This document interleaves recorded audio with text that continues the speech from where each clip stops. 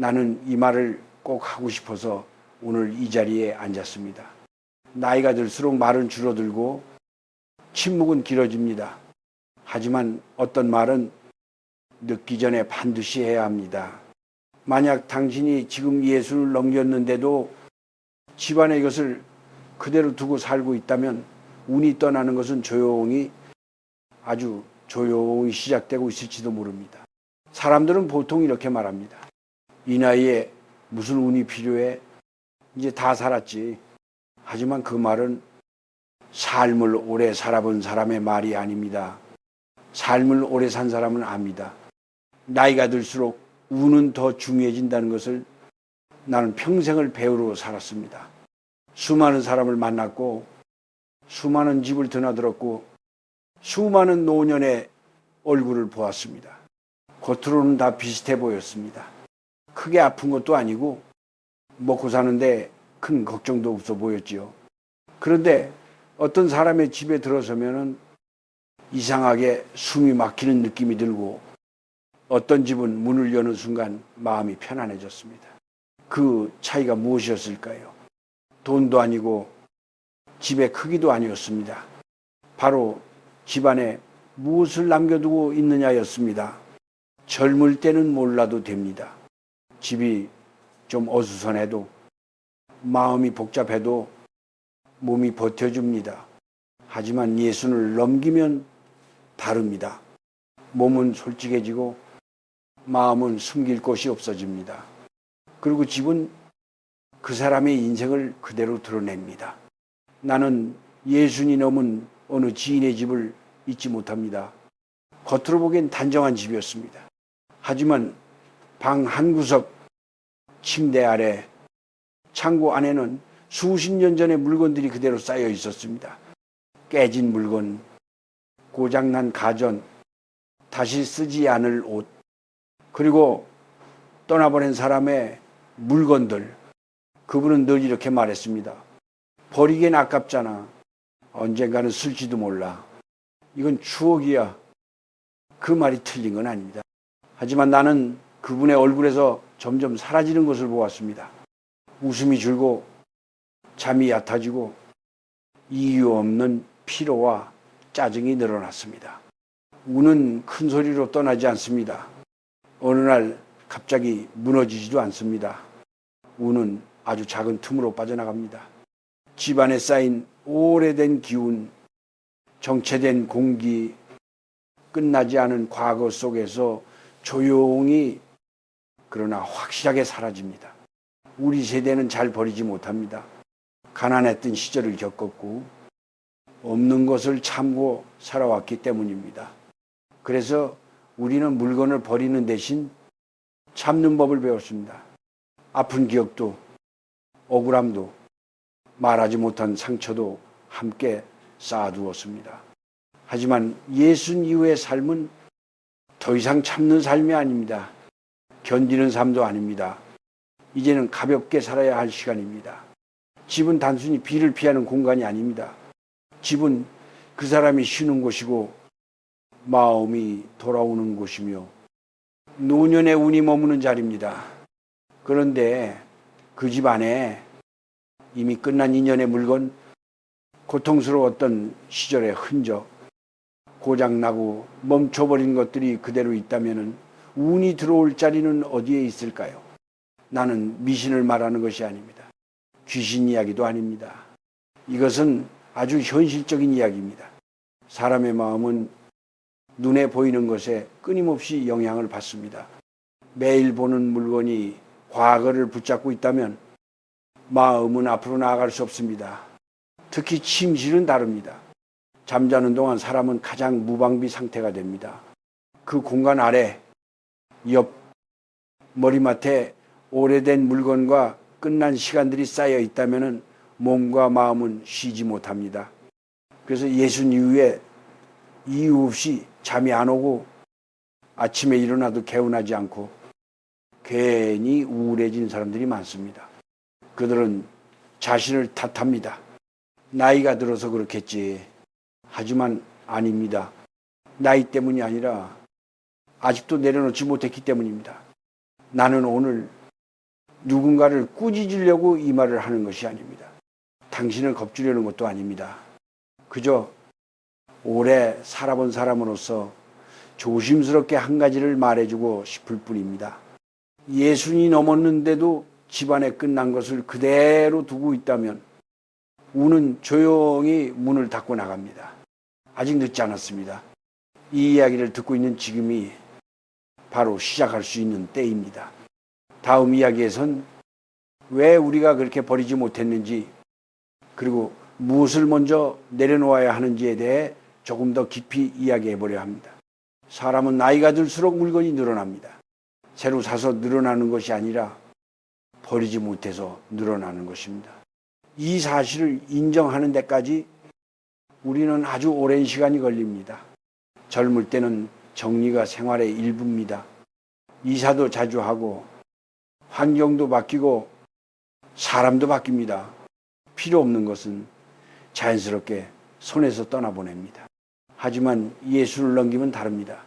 삶이 안정되는 대신 시간은 멈춘 듯 느껴집니다. 그때부터 사람은 물건을 붙잡기 시작합니다.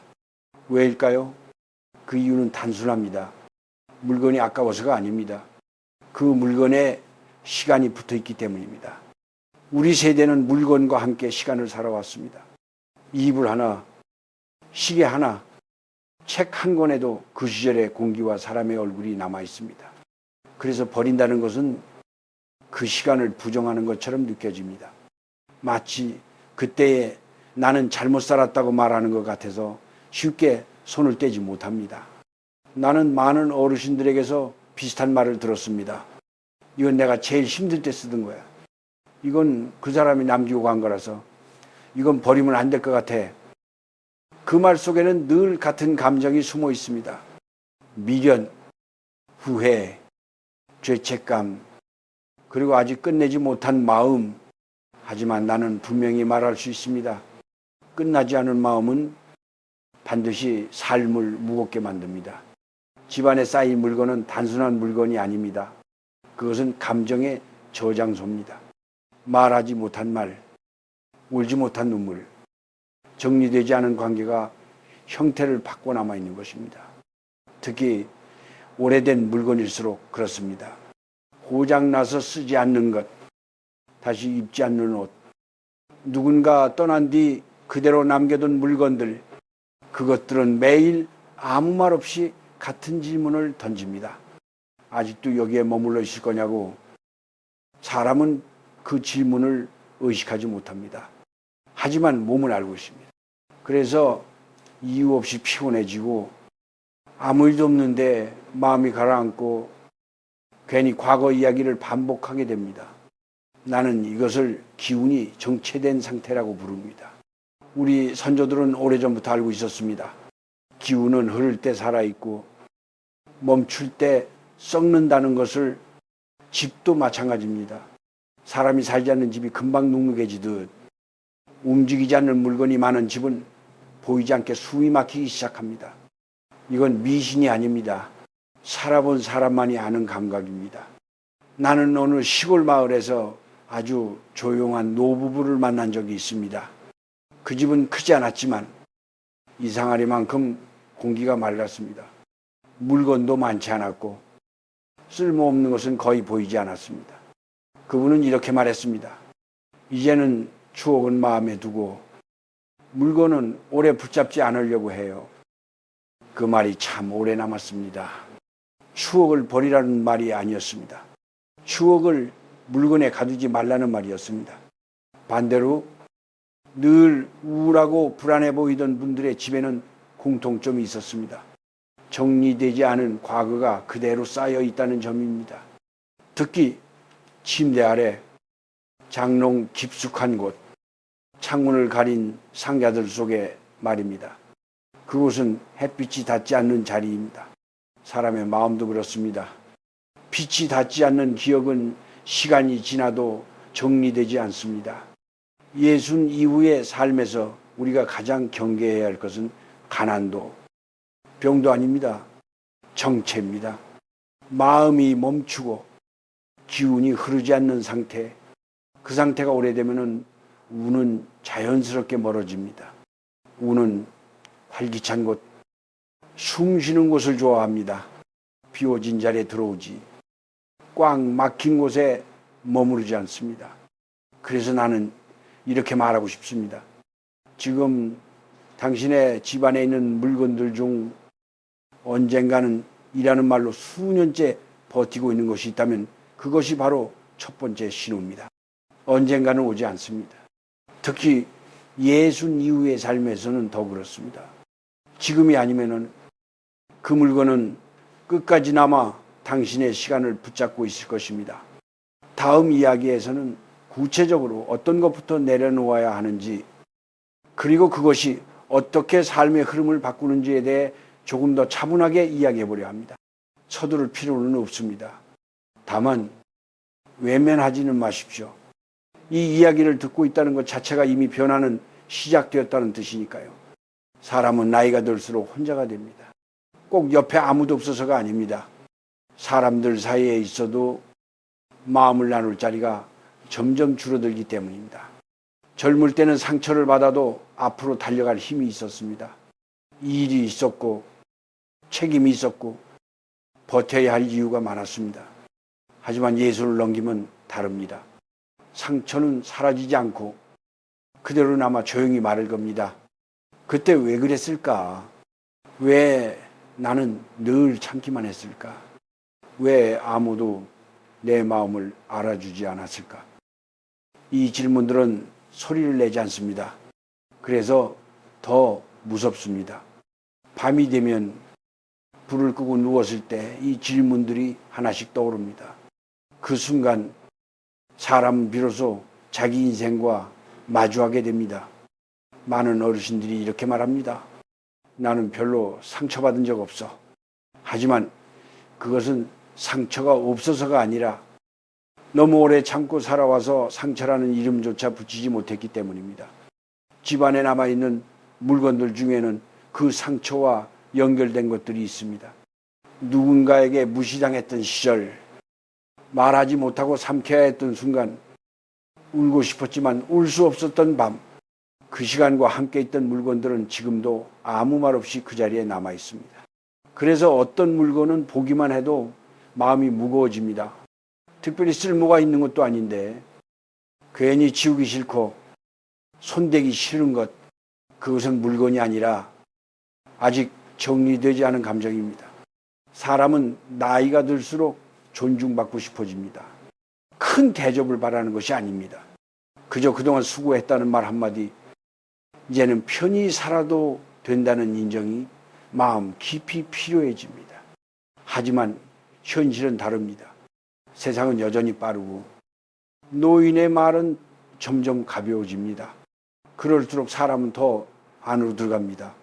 말을 줄이고 감정을 숨기고 혼자 견디는 법에 익숙해집니다. 그때 가장 먼저 나타나는 것이 이유 없는 우울감입니다. 큰 불행이 있어서도 아니고 특별히 아픈 곳이 있어서도 아닙니다. 그런데도 마음이 자꾸 가라앉습니다. 나는 이것을 마음이 쉴 자리를 잃은 상태라고 생각합니다.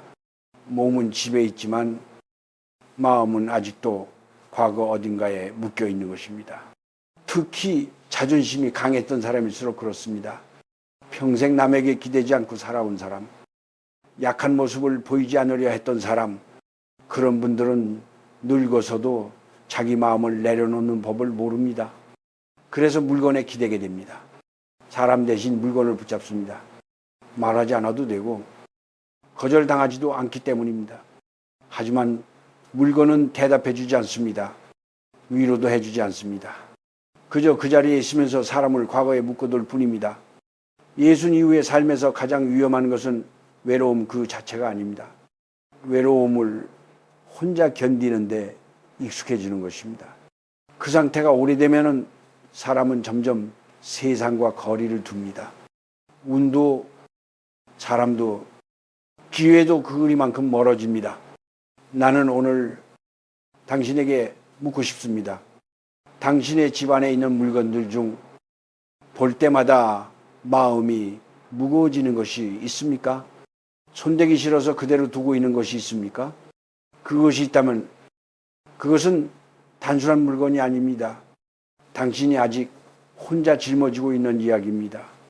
다음 이야기에서는 그 이야기를 어떻게 내려놓을 수 있는지, 그리고 그 순간 마음과 삶이 어떻게 달라지는지에 대해 조심스럽게 이어가려 합니다. 이제는 내려놓는 이야기를 해야 할 때입니다. 아무 말 없이 참고만 해온 세월이 길었던 만큼 내려놓는 일도 조심스럽고 두렵게 느껴질 것입니다. 하지만 예순 이후의 삶에서 내려놓음은 포기가 아니라 정리입니다. 많은 분들이 이렇게 말합니다. 버리면 마음이 더 아플 것 같아요. 그걸 버리면 내가 너무 냉정한 사람이 되는 것 같아서요. 나는 그 마음을 잘 압니다. 우리 세대는 무언가를 지키며 살아왔기 때문입니다. 사람도 약속도 기억도 쉽게 놓지 않았습니다. 하지만 이제는 물어야 합니다. 그 물건이 아직도 당신을 지켜주고 있는지, 아니면 당신이 그 물건을 지켜주고 있는지 말입니다. 예순 이후에는 쓸모보다 기운을 먼저 봐야 합니다. 손에 쥐었을 때 마음이 가벼워지는지, 아니면 이유 없이 가슴이 답답해지는지 그 감각은 틀리지 않습니다. 몸은 이미 알고 있습니다. 가장 먼저 내려놓아야 할 것은 고쳐서 쓸 생각만 하고 몇 년째 그대로 두고 있는 물건들입니다. 그것들은 언젠가라는 말과 함께 시간을 붙잡아 두는 상징이 됩니다. 언젠가는 오지 않습니다. 특히 예순 이후의 삶에서는 더욱 그렇습니다. 다음은 누군가와의 관계가 끝났는데도 그 흔적만 남아있는 물건들입니다. 원망, 미련, 죄책감이 얽힌 기억은 정리되지 않으면 기운을 탁하게 만듭니다. 그 사람을 잊으라는 말이 아닙니다. 다만 그 시간을 지금의 삶에서 조용히 떠나보내라는 뜻입니다. 침실은 특히 중요합니다. 잠은 하루의 끝이자 다음 날의 시작입니다. 그 공간에 슬픈 기억이 붙어있는 물건, 고장나서 쓰지 않는 물건, 어둠 속에 오래 있던 것들이 있다면 몸은 쉬어도 마음은 쉬지 못합니다. 나는 이렇게 권하고 싶습니다. 하루에 하나씩만 정리하십시오. 큰 결심을 하지 않아도 됩니다. 오늘은 서랍 하나, 내일은 상자 하나, 그렇게 천천히 하셔도 됩니다. 정리는 속도가 아니라 마음의 방향입니다. 버리는 순간보다 중요한 것은 그것을 내려놓기로 결정한 마음입니다. 사람들은 묻습니다. 그렇게 해서 정말 뭐가 달라지나요? 나는 이렇게 대답합니다. 집안이 달라지면 생각이 달라집니다. 생각이 달라지면 말이 달라지고, 말이 달라지면 관계가 달라집니다. 그리고 그 변화는 운이 들어올 자리를 만듭니다. 또 하나 중요한 것이 있습니다. 말입니다. 예순 이후에는 말도 정리해야 합니다. 자주 하는 말, 무심코 반복하는 말 속에 자기 인생을 묶어두는 표현이 숨어 있습니다.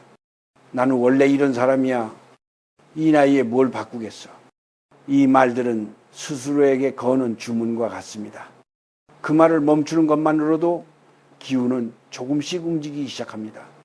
누군가에게 무시당했을 때 예전처럼 마음속에서 수십 번 되뇌지 마십시오. 그 말은 그 사람의 한계이지 당신의 가치가 아닙니다. 조용히 거리를 두는 것이 가장 어른다운 선택일 때도 많습니다. 예순 이후의 평안은 무언가를 더 얻어서 오는 것이 아닙니다. 불필요한 것을 덜어내면서 찾아옵니다. 집에서도 마음에서도 말에서도 그렇습니다. 이 과정은 눈에 띄지 않게 진행됩니다. 하지만 어느 날 문득 잠이 깊어지고 아침이 덜 무겁게 느껴질 것입니다. 그때 당신은 알게 될 것입니다. 운은 멀리 있지 않았다는 것을. 다음 이야기에서는 이 모든 정리가 끝난 뒤 노년의 삶을 어떻게 바라보아야 하는지, 그리고 어떤 마음으로 하루를 살아가야 하는지에 대해 조용히 마무리 지어보려 합니다. 이제 이야기를 마칠 시간이 되었습니다. 나는 오늘 당신에게 많은 것을 요구하지 않았습니다. 더 열심히 살라고도 하지 않았고 무언가를 반드시 이루라고도 말하지 않았습니다. 그저 오래 살아본 사람으로서 조용히 한 방향을 가리켰을 뿐입니다. 예순 이후의 삶은 새로 시작하는 삶이 아닙니다. 이미 충분히 살아온 삶을 편안하게 이어가는 시간입니다. 그래서 이 시기에는 속도를 내는 것이 아니라 호흡을 고르는 것이 중요합니다. 젊었을 때는 하루를 꽉 채워야 마음이 놓였습니다. 해야 할 일, 만나야 할 사람, 놓치지 말아야 할 기회들로 삶은 늘 분주했습니다. 하지만 이제는 다릅니다. 하루에 하나만 잘 지나가도 그것으로 충분합니다. 집안이 조금 가벼워졌다면 당신의 마음도 이미 변하기 시작한 것입니다. 눈에 띄는 변화가 없어 보여도 기운은 먼저 움직입니다. 그리고 그 기운은 말투, 표정, 걸음걸이에서 드러납니다. 사람들은 종종 운을 멀리서 찾습니다. 누군가의 말, 책 속의 문장, 보이지 않는 힘에서 답을 구합니다. 하지만 내가 살아보니 운은 늘 가까운 곳에 있었습니다. 바로 당신이 머무는 자리에 말입니다.